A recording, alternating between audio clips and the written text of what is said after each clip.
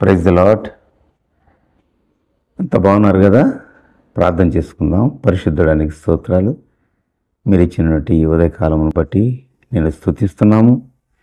ఈ వాక్యాన్ని ధ్యానిస్తుండగా మీరు మాకు అర్థమయ్యేలా సహాయం చేయమని, నన్ను యోగ్యునిగా చేయమని యేసు నామములో ప్రార్థిస్తున్నాను తండ్రి. ఆమేన్. మరొకసారి మీకందరికీ ప్రభువు నామములో వందనాలు తెలియజేస్తున్నాను. ఇవాల్టి వాక్య భాగము నిర్గమకాండము 33వ అధ్యాయము 17 నుంచి 19 వరకు మనము చదువుకుందాం. కాగా యెహోవా, నీవు చెప్పిన మాట చొప్పున చేసేదను. నీ మీద నాకు కటాక్షము కలిగినది. నీ పేరును బట్టి నిన్ను ఎరుగుదునని మోషేతో చెప్పగా అతడు, దయచేసి నీ మహిమను నాకు చూపుమనగా ఆయన, నా మంచితనమంతయు నీ ఎదుట కనుపరచెదను. యెహోవా అను నామమును నీ ఎదుట ప్రకటించేదను. నేను కరుణించు వాణ్ణి కరుణించేదను.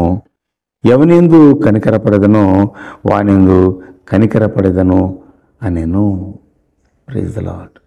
మోషేతో దేవుడు మాట్లాడినటువంటి మాటలు, దేవునితో మోషే మాట్లాడినటువంటి మాటలు.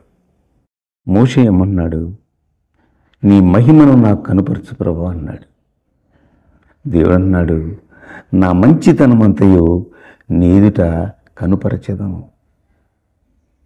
దేవుని మంచితనం మనకు అర్థం కావట్లేదు. ఆయన మనల్ని ఎంతో ప్రేమిస్తున్నాడు. దేవుడు మనల్ని ఎంతో ప్రేమించిన కారణాన తన ప్రియకుమారుని ఈ లోకానికి పంపాడు. ఆయనందు విశ్వాసం ఉంచడం ద్వారా మనమందరము నిత్యజీవం పొందాలనేది ఆయన ఆకాంక్ష. ఉదయకాల సమయంలో దేవుని మంచితనాన్ని మనము గ్రహించాలి, అర్థం చేసుకోవాలి. మోషేతో అన్నాడు, నా సన్నిధి నీకు తోడుగా వస్తుందయ్యా. నేను నీకు విశ్రాంతి కలుగజేస్తాను. నా ప్రజలను భూమి మీద ప్రత్యేకపరుచుకుంటాను. నా మహిమను చూడాలనుకుంటున్నావు కదా? మోషేకి తన మహిమను కూడా చూపించాడు. హల్లెలూయా. దేవుడు మాట తప్పనివాడు. తన బిడ్డల కోరికను తీరుస్తాడు. మోషే అన్నాడు, నీవు మాతో రావాలి ప్రభువా, నీతో మేము వస్తాం. దేవుడు ఆయన కోరికను మన్నించాడు. ఉదయకాల సమయంలో దేవుడు మన కోరికలను మన్నించేవాడు, మన ప్రార్థన ఆలకించేవాడు, మన మీద దృష్టి ఉంచినవాడు ఆయన. నేను ఎవరిని కనికరిస్తానో కరుణిస్తానో వాడిని కరుణిస్తానన్నాడు. ఈ ఉదయకాల సమయంలో దేవుడు మనల్ని కరుణించాడు, నిన్ను కరుణించాడు. అందుకే నీతో మాట్లాడుతున్నాడు. నీవేంటో ఆయనకు తెలుసు బాగా. ఆయన ఏంటో నువ్వు తెలుసుకోవాలి. ఆయన మంచి దేవుడు, మంచితనం కలిగిన దేవుడు, మంచి చేసే దేవుడు. మన జీవితాల్లో ఎన్ని మంచి కార్యాలు చేశాడో మనము గ్రహించాలి, గమనించాలి. కొన్ని మనం చేసుకున్న వాటికి అనుభవిస్తూ ఆ మంచి దేవుణ్ణి నిందించకూడదు. కనుక ఆయన ప్రత్యక్షతను, ఆయన మహిమను, ఆయన కరుణా కటాక్షాన్ని నువ్వు పొందాలనుకుంటే ఇప్పటికైనా ఆ ప్రభు దగ్గరికి రా. ఆయన అన్నాడు, నేను నీకు విశ్రాంతి కలుగజేస్తాను. మోషే, అలసిపోయావు. 6 లక్షల పైచిలుకు ప్రజలను నడిపిస్తూ వారి చేత నీవెంతో ఎన్నో ఇబ్బందులు ఎదుర్కొన్నావు. నీకు నేను విశ్రాంతి కలుగజేస్తాను. నీకు నేను తోడుగా ఉంటాను.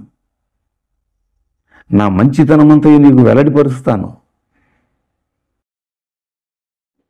6 లక్షల ప్రజలను పోషించాడు దేవుడు మోషే యొక్క నాయకత్వంలో. అసలు మోషేని ఎందుకు ఎన్నుకున్నాడు ప్రభు? మోషేలో ఉన్నటువంటి ఆ సాత్వికాన్ని, మోషేలో ఉన్నటువంటి ఆ నమ్మకత్వాన్ని దేవుడు చూశాడు. నిన్ను కూడా నువ్వు చూస్తున్నాడు.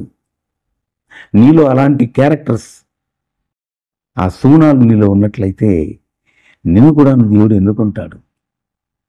6 లక్షల మంది ప్రజలను నడిపించడం కాదు, కేవలం నీవు నీ కుటుంబాన్ని నడిపించే జ్ఞానం ఇస్తాడు.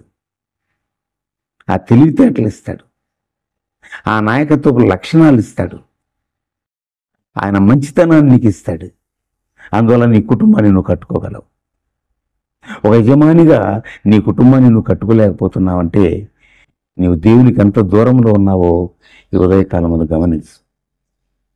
కనుక దేవుడు అన్నాడు, నీకు నా కరుణా కటాక్షములు చూపిస్తాను, నీకు నా మంచితనాన్ని చూపిస్తాను, నీకు నేను తోడుగా ఉండి మేలు చేస్తాను, నా సన్నిధి నీకు తోడుగా వస్తుంది మోషే అని అన్నాడు.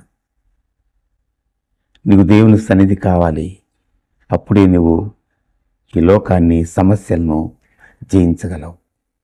చివరిగా చూసుకుందాం ఒకసారి దినవృత్తాంతం 2వ గ్రంథము 30:9.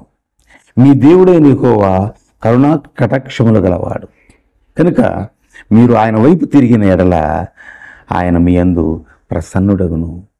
ఉదయకాల సమయంలో ఆయన వైపు తిరుగుతావా? ఆయన మాట వింటావా? ఆయన మంచితనాన్ని నువ్వు కావాలని కోరుకున్నట్లయితే నీ జీవితాన్ని, మీ జీవితాలను ఆయన ఫలింపచేస్తాడు, మేలులతో నింపుతాడు, మీకు ఆనందాన్ని, ఆశీర్వాదాన్ని ఇస్తాడు. అటు కృప మీకందరికీ ప్రభువు దయచేయనుగాక. ఆమెన్. పరిశుద్ధ ఈ వాక్యాన్ని బిడ్డల హృదయాల్లో ఫలింపచేయండి. నీ వైపు తిరిగి నీ మాట వినే బిడ్డలుగా చేయండి. ఈ కుటుంబాలను కట్టండి, నీ కుటుంబాలుగా వీరిని ఆశీర్వదించండి, అభిషేకించండి. నీ నా మహిమార్థం అంత్యదినాలలో నీకు సాక్షులుగా నిలబెట్టుకోండి. యేసు నామములో ప్రార్థిస్తున్నాను తండ్రి. ఆమెన్. God bless you.